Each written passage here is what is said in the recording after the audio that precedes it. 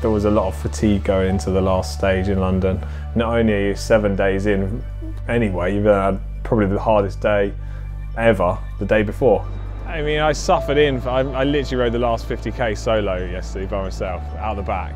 It's good for, you know, I mean, it's good for me and it's good for morale within the team. Everyone, you know, then everyone's buzzing for today and everyone's up for a good fight in the race to try and keep hold of the jersey, and it just helps boost morale on the last day of a tough week, really.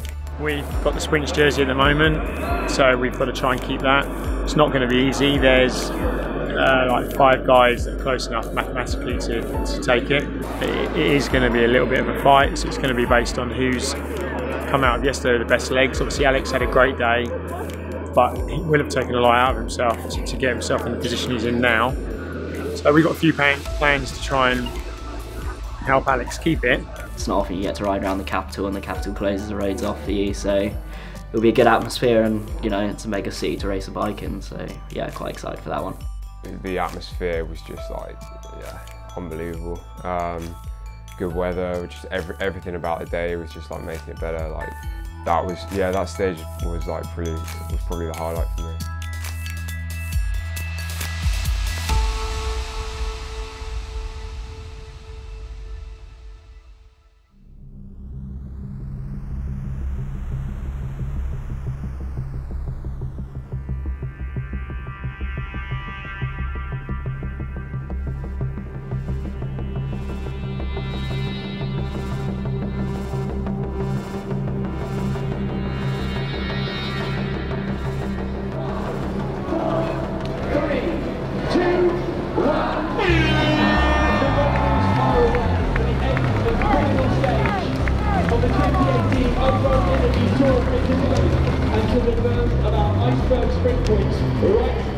We knew that there would be people trying to get up the road, and we knew that Madison would be trying to, you know, do their best with Matt Holmes and Connor trying to get up the road. And literally from the gun, Connor went up the road, and I was like, oh, I literally have got to respond to that.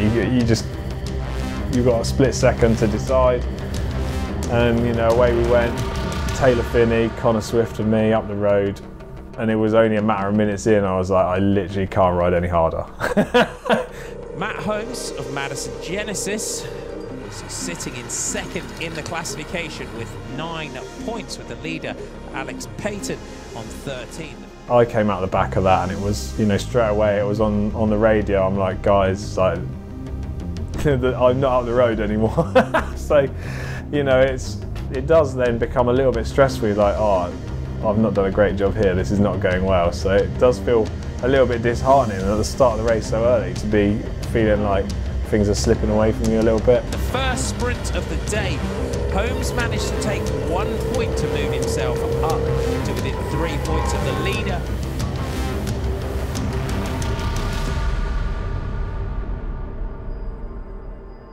After the first sprint, I didn't score any points. I think Matt Holmes scored 1, so that then meant it was literally only me and Matt that could still, you know, win the sprints competition.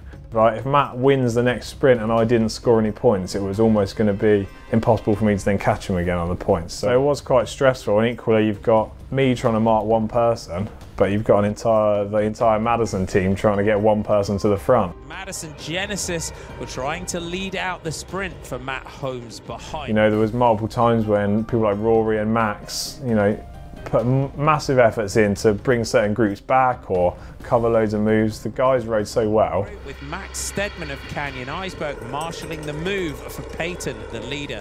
It really did take the pressure off me a little bit, because, you know, the first half of the race I really wasn't in a great place with, like, you know, my positioning within the race and just the legs that I had really starting the day. By the time we got through the middle sprint, right, this is now down to the last sprint, and it's like, you can make this sort of stuff up.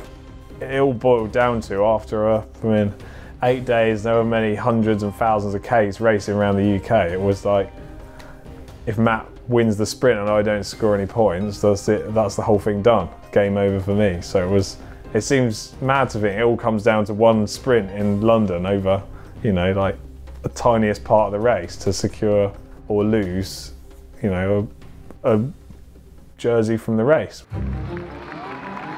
So yeah, coming to the last sprint, I glanced up the road and you literally couldn't be anything worse. Matt Holmes went up the road and was away, and there were probably a group of like 10 guys, and it was like, this is not great for me. This is probably the worst scenario that could have happened. I definitely wasn't in a position to even contemplate chasing, bridging. I don't even know that I would have had the legs to make it across, to be honest. You know, it's full gas racing against the best guys in the world. And I kind of was like, well, if I panic, it's not going to make a difference. If I try and ride across, it's not going to make a difference. So you just almost had to sit tight for a bit. And in my head, I was thinking, this group looks a little bit big. I don't think anyone's going to want to work to keep it away. People will just, you know, people just look at each other for a second, and that was all it really needed. And you know, looking back now, you can see that Matt Holmes spent most of the lap trying his absolute best to keep that group away, because he knew if he scored any points, he'd beat me. Everything's got to count now, you know, there's nothing, if I don't commit everything now, it's just a waste of time, because I can either sit here and watch, you know, probably one of the best results of my career disappear, or I can try and do something about it. Which is a bit mad when you think of it like that. You know, you've got less than, like 500 metres to decide whether you have the best result of your career or something that's no different to anything else of anybody. So you do end up, like what happened really, you end up finding an extra bit, you know, you find an extra gap that you wouldn't normally find, you squeeze through, you find a good effort in the legs, and it just kind of everything like clicked into place a little bit. You know, alarm bells rang when Matt Holmes attacked and was 50 metres clear off the front of the bunch coming into the final sprint, and I was like, oh, this is probably the worst thing that could literally happen right now. You just find a gap, you squeeze through, and you just literally head down and ride as hard as you can. I knew if I scored any points in that sprint, I knew it was the jersey would have been secured for me, but equally I kind of, to myself, and yeah, I mean, I just wanted to prove the point of, you know, I'm not just going to sit here and scrape by and get 1 point. I wanted to try and win the sprint, because that's what you want to do. You want to be like, oh, I want to ride hard. I want to try and make it good. I want to prove that I'm winning this because I'm in a position to ride and race hard, not I'm winning this just because I scraped by and got the last point and played it safe.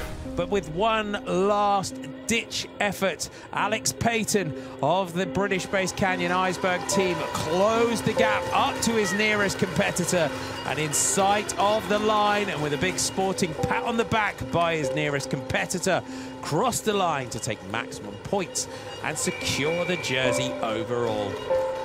In my head, I was like, I just want to catch Matt on the line, and I was like, it'll be so good to catch him. I was like, I wanted to just have that moment of like, oh, I've won the last sprint, so I deserve to win the jersey, which makes no sense whatsoever. But in my head, I was like, it's going to be a really good moment, and like, yeah, I'll never forget that moment of like taking the win on the last sprint of the Tour of Britain and securing the sprint's jersey, which for me is, well, the best result I've had for forever. On the second, let's do it again. Of Mitchelton Scott will take that one. As have Madison Genesis. Oh, that was so stressful, man. Unreal, man. You deserved to get it. You found it from nowhere. Oh, man. I pulled some manoeuvres out. Oh, under my arm. When you went around, quick step, It's caused some damage. I think I'll spin the down the sofa tomorrow.